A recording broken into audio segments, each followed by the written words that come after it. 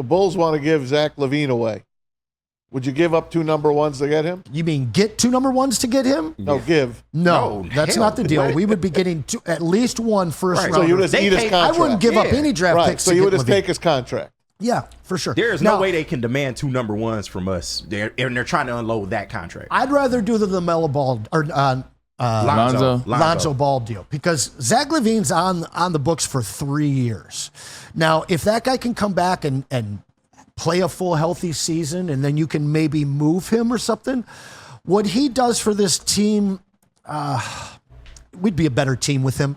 But his contract's just so large, and it is 3 years. The Ball deal for me, if we can get a first-round pick out of that and have him for 1 year, not even play, I'm down with that. Let me ask something before we got Greg Kelsey. We should be coming up within the next 5 minutes or so. Time Mazaway.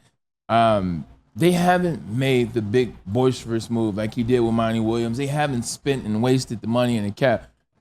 Would it be okay or would you be okay if they did go and make some kind of splash, maybe like a Lauri Markkanen or maybe like a Brandon Ingram? Now that you see some pieces in play and you know that you can have a much better season with these guys versus bringing these guys into nothing. Would you be okay with that, or do you like where we're at now and you're going to see what the talent is? Hey, I'm up for any player that they bring over right now or any deal they make. I'm believing what Trajan Lang's got going. Okay. I think that we finally got a guy that knows what the hell he's doing. We have a coach that wants to be here, that knows how to coach a young team, and you added the veterans. I like this team. Yeah. Like I said yesterday, I think this is the best team on paper in the last 4 or 5 years. Absolutely. At least, for sure, the last 3 years. Agreed. That's for sure. Same thing, Anthony. You know, you have an opportunity because I know Markkanen is being shopped around. Ingram's still being shopped around a little bit. Are these 2 players that, based on what you're doing, you would bring in? Or, like Tom Mazaway said, kind of like you alluded to, you like where they are now. You want to see these guys operate with these young guys. I mean, I've seen some crazy stuff online talking about Duren, Ivy, and a first. That's not a move that I'm making.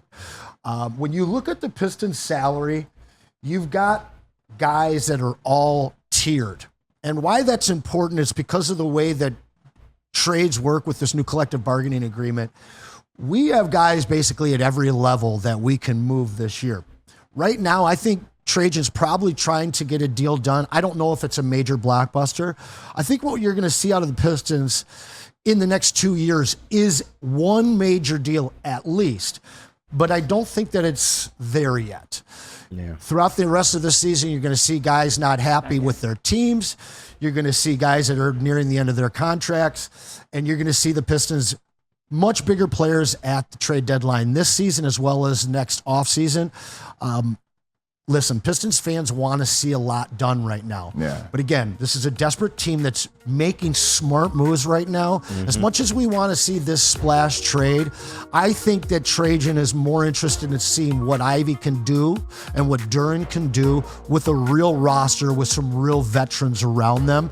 At this point, to jettison some of these young guys that have only been here for 1 or 2 years might be a bit premature.